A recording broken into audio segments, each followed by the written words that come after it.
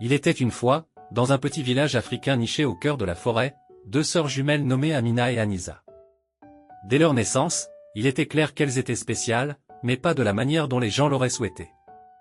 Les villageois disaient que leur mère avait fait un pacte avec les esprits de la forêt pour avoir des enfants, et en échange, les esprits avaient pris quelque chose de sombre en retour. Amina et Anisa grandissaient en harmonie avec la nature, mais il y avait quelque chose d'étrange chez elles. Elles parlaient aux animaux, qui leur obéissaient sans poser de questions. Les plantes semblaient se courber et se plier sous leurs doigts, et les étoiles dans le ciel brillaient plus fort quand elles les regardaient. Cependant, ce n'était pas tout.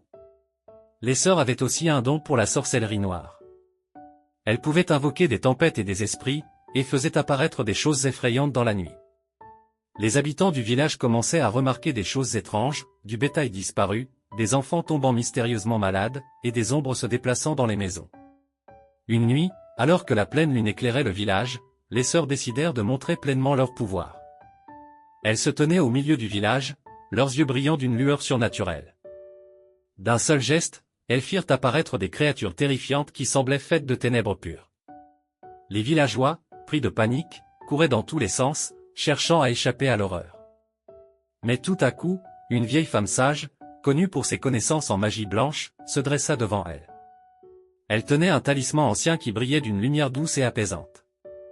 Les sœurs, pour la première fois, semblaient hésitantes.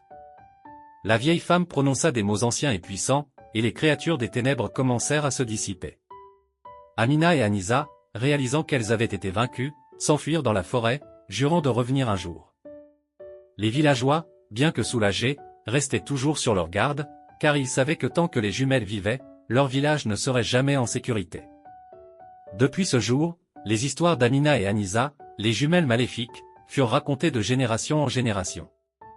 Elles devinrent une légende, un avertissement pour ceux qui osaient s'aventurer trop profondément dans la forêt à la lumière de la pleine lune.